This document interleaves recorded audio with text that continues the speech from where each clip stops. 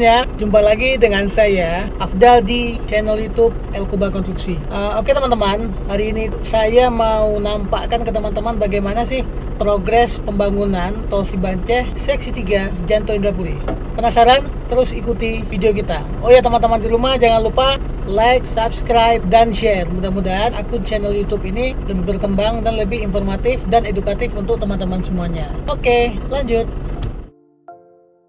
Pembangunan Jalan Tol Seksi 4 telah sukses diresmikan Presiden Indonesia Jokowi pada tanggal 25 Agustus 2020 yang lalu di Tol Gate Bintang. Namun, untuk seksi yang lain masih dalam tahap proses pembangunan. Pembangunan proyek Tol Aceh Seksi 3 ini mempunyai panjang sekitar 17,5 km, di mana saat ini pembangunannya masih belum selesai 100%. Jadi, Jalan Tol Seksi 3 Janto Indrapuri belum bisa dibuka untuk umum. Targetnya akan dioperasikan pada awal tahun 2021. Semoga sampai target ya teman-teman. Untuk seksi 3 ini mempunyai 4 interchange. Interchange atau simpang susun adalah persimpangan jalan tidak sebidang di mana kendaraan dapat melakukan perpindahan dari satu jalan ke jalan lainnya tanpa harus berhenti terlebih dahulu karena tidak ada lampu lalu lintas. Persimpangan yang biasanya diterapkan pada jalan bebas hambatan di mana konflik silang dihindari. Main bridge adalah jembatan utama yang menghubungkan jalan tol untuk seksi 3. Mempunyai 5 jembatan main bridge. Sedangkan JOP atau jembatan overpass pada seksi 3 berjumlah 8 buah yang terletak di STA 31, 32, 33, 34, 39, 37, 45, dan 47. Nah, itu titik-titik lokasi nama proyek ya teman-teman.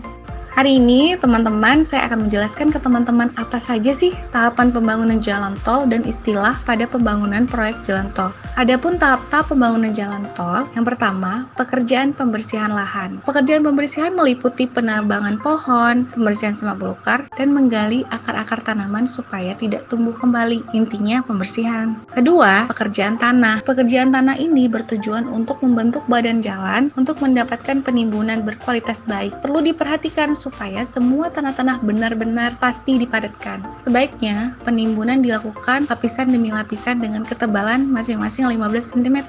Lapisan demi lapisan harus dipadatkan terlebih dahulu sebelum ditambahkan dengan lapisan berikutnya. Ketiga, perkerasan badan jalan. Perkerasan badan jalan ini dilakukan dengan memberi lapisan batuan alam. Adapun tingkat ketebalannya antara 15 cm sampai dengan 20 cm sebelum tahap pemadatan. Material yang digunakan dalam tahapan graveling ini idealnya memiliki kandungan 3 material, yaitu batu, pasir, dan tanah liat. Dengan komposisi batunya 35-65%, pasir 20-40%, dan tanah liat 10-25%. Tahap keempat yaitu pekerjaan pemadatan. Nah, ini juga merupakan salah satu tahapan penting ya teman-teman. Tahapan pemadatan menjadi salah satu tahapan penting untuk menjadikan tanah semakin kuat. Pemadatan dilakukan untuk mengurangi volume lapisan tanah dan mendorong partikel tanah semakin padat. Untuk di Tol Aceh ini menggunakan metode dasar pemadatan roller bilas dan roller getar.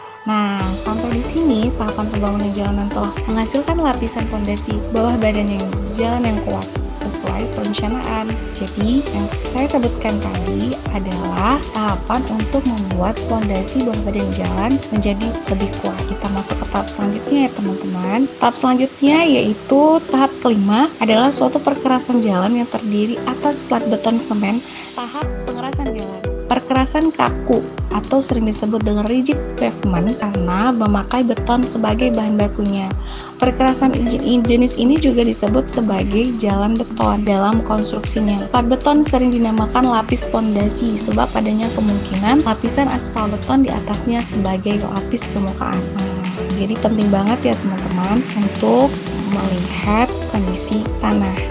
Keenam, pekerjaan drainase. Sistem drainase pada jalan raya harus mendukung agar air bisa mengalir keluar dari permukaan jalan, saluran pinggir jalan yang dapat menampung aliran air dari permukaan jalan, saluran air di sisi luar jalan yang mampu menampung air agar tidak masuk ruas jalan, dan berupa gorong-gorong di bawah ruas jalan yang mengalirkan air melintasi ruas jalan. Intinya teman-teman, kita ngebuat sesuatu untuk airnya itu tidak merusak kualiti dari si jalan atau fondasi yang udah kita bangun tadi. Oke teman-teman, kita udah masuk ke tahap kesimpulan. Kesimpulannya, Dalam membangun jalan tol, kita sangat memperhatikan kualitasnya, termasuk hal yang tadinya kita anggap sepele teman-teman, seperti pembersihan lahan, pembuatan drainase, dan hal-hal yang sudah saya sebutkan di atas tadi yang sangat mempunyai peranan penting untuk kualitas dari jalan tol yang kita bangun. Nah, semoga apa yang saya sampaikan itu bermanfaat untuk teman-teman. Dan kalau ada pertanyaan, silahkan cantumkan di kolom komentar. Nanti saya akan buat jawabannya.